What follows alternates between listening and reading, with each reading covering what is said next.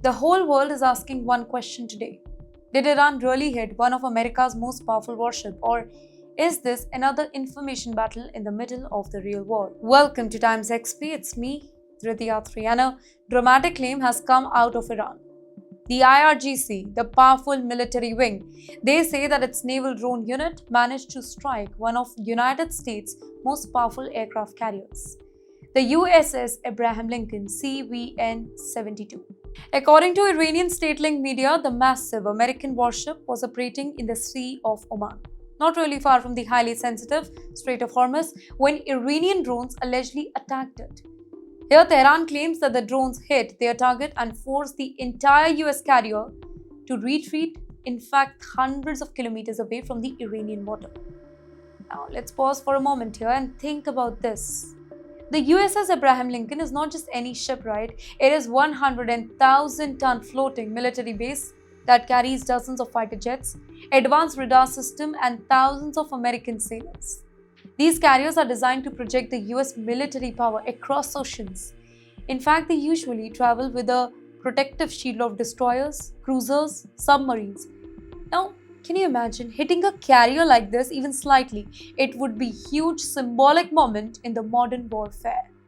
Iran says that the carrier had moved dangerously close to its maritime boundaries, roughly about 340 kilometers from its coast, while operating near the Strait of Hormuz, the narrow waterway through which nearly one-fifth of the world's oil passes through every single day.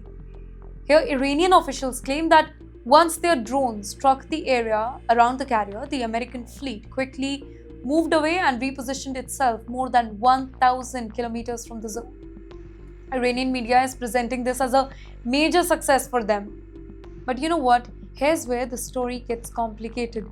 The US is telling a completely different version. That's right. According to the United States Central Command, also known as the CENTCOM, there was no attack on the carrier at all. American officials say that the entire fleet, including the USS Abraham Lincoln, remains fully operational and intact. In other words, Washington is rejecting Iran's claim outright.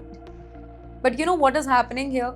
In modern conflict, the battlefield is not only in the sky or at the sea, it is about the information space. Both sides release statements.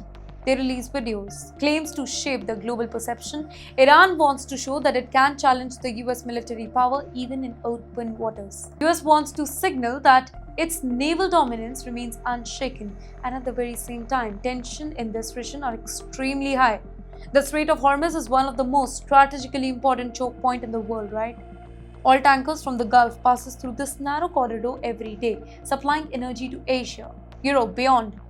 Any disruption over here can immediately shake the global market and trigger fear of wider conflict.